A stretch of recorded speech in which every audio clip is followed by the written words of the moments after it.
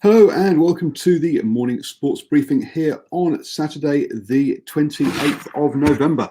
And yes, sorry folks about the camera angle. I didn't have a camera set up after it was taken down yesterday. So anyway, in the news this morning, there is lots of international cricket with New Zealand taking on the West Indies, Australia taking on India, and South Africa taking on England. In the rugby, we had the Mitre 10 Cup Championship final last night between Hawke's Bay and Northland. We'll bring you up to speed with that. One of the Tasman Marcos will be heading over to the MRL after their final against Auckland this evening. And remember, the game up in Eden Park is a free entry this evening, kicking off at 6:30 for the Premiership final in the Mitre 10 Cup. Also, we had an upset in the 18 in 18 and the women's basketball competition. So we'll have a chat about that. The NRL schedule has been announced, and we also have Formula One and cycling news as well. I'm just going to move you up here so I can. There we go. So let's get straight into it. And in the cricket, the Black Caps beat the West Indies last night. The West Indies got off to a cracking start, only to lose 5 wickets in. What was it? 4 wickets. There's a flurry of wickets in 3 overs that really put the brakes on their innings. Lockie Ferguson came back later in the innings to take 2 more wickets in an over as well, and to finish with 5 wickets for 21 runs. That meant that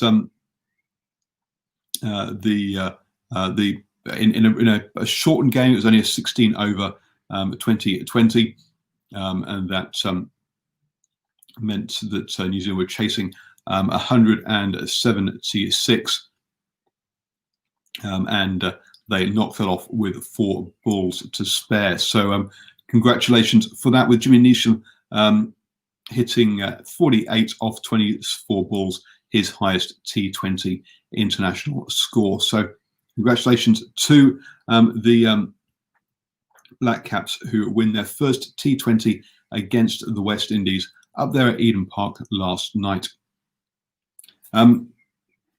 Australia also beat India in their opening one-day international game, after a couple of centuries meant that they set the West Indies set India 376, I think it was, to chase, and India came up well short, reaching just over 300 in their 50 overs.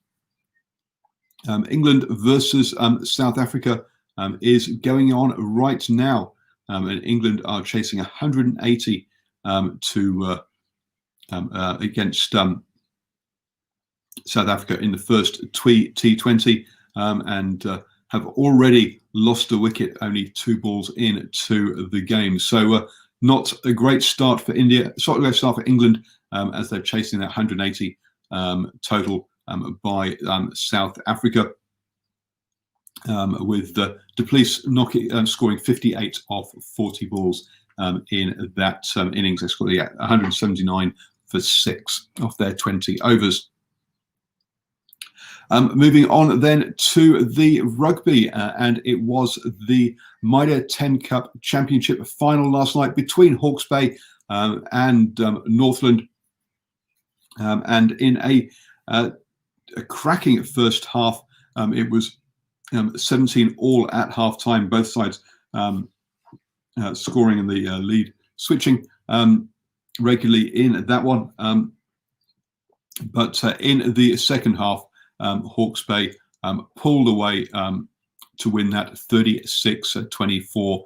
A couple of tries after half time really put Hawke's Bay in control, and then the power of their bench saw them home. And it even included a couple of disallowed tries for Hawke's Bay in there, so it could have been a bigger score if the balls hadn't been knocked forwards in the build-up to both of those tries. So congratulations to Hawke's Bay, and it looks like the New Zealand Rugby might be sticking with the status quo of the format rather than switching to a North and a South conferences, which had been suggested previously. So we'll have to see how that one all pans out. But congratulations to Hawke's Bay for rounding off what has been a dominant season for them in the Championship, and fully deserved to pick up the trophy for the third time and also get promotion to the Premiership.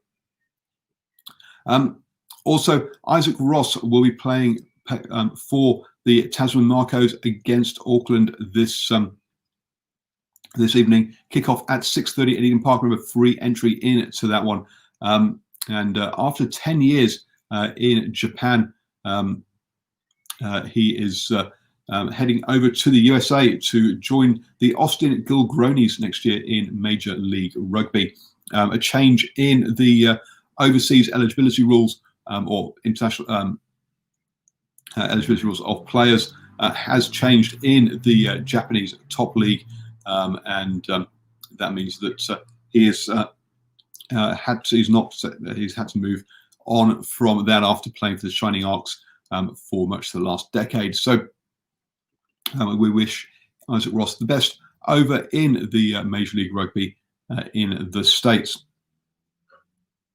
Over in the NRL, and the Warriors have been allocated 10 games, 10 home games. Sorry, 11 home games for next season, which kicks off on the 13th of March for them. Obviously, that all comes down to travel restrictions between Australia and New Zealand. So we'll have to see how that one pans out. But clearly, the Warriors would love to have play in front of their home fans at Mount Smart Stadium for those games.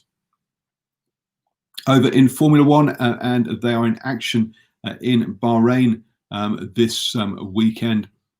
Due to some tyre testing, the drivers are on perhaps not on the same setups and schedule and tactics as Pirelli tries to test new 2021 specific tyres, and Hamilton was fastest again ahead of Verstappen, and then Bottas in third in early practice.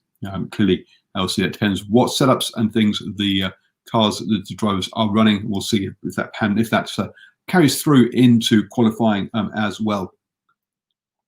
Last night we had a cracking game in the 18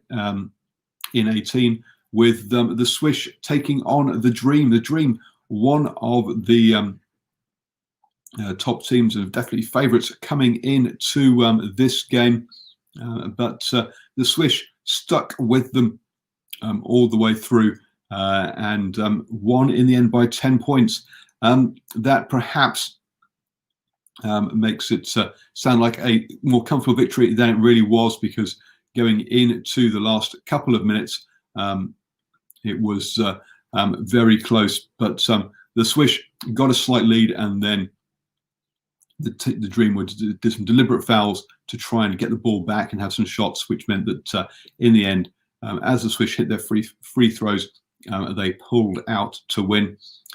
Being led there with 21 points from Simi Vafusi, that had a cracking game, as did Whippy as well, who chipped in with 15 points, as well as 11 rebounds. Selby Rickett also getting in there with 11 rebounds as well to round things off. So congrats! So great win for the Swish over the Dream.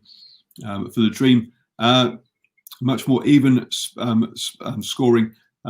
Williams Mackey got 16 points, Buckman with 13, Papa with 10, and Roberty with 15. So they spread it around quite a lot there, but to say came up short in the end. The Dream are backing up.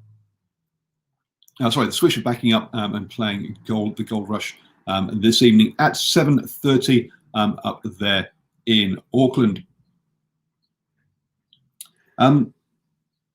Over in the cycling, it is good news for Olivia Ray. So Olivia Ray, who won the Criterium National title in Christchurch not long ago. She has been studying at Savannah College in Georgia for 3 years, and came home due to the COVID-19. Her good results mean that she's got a slot on the rally cycling team over in the States. So congratulations to her, and good luck in her season next year. Just 22 years old, and her first professional contract. Let's hope she goes well for rally cycling next season. You have now started the day the best way, up to speed with all of the important sports news. Don't forget, folks, that later today we have international action with the All Blacks taking on the Pumas over in Australia. And the All Blacks coming off the back of 2 losses, one to the Wallabies and one to the Pumas. The Pumas coming back off that win against the All Blacks and then that draw against the Wallabies last weekend. A strong All Blacks lineup being mentioned, and the Wallabies, after back-to-back games on weekends, it's their 3rd weekend on the trot of test matches, have made a number of changes coming into this game. So we'll see how that one all pans out. We're watching that tonight, and obviously bringing you all the news tomorrow morning at the morning sports briefing. Also, we have the Autumn Nations Cup this weekend as well, with the key game there being England versus Wales in that one. So obviously we'll bring you up to speed with those results. Ireland will also face Georgia in the early hours of Monday, and then we also have tomorrow in the early hours France versus Italy from memory. So lots of international rugby this weekend as the season sort of wraps up here in New Zealand. So have a wonderful start to your weekend, and catch me tomorrow at 7 a.m. for the morning sports briefing.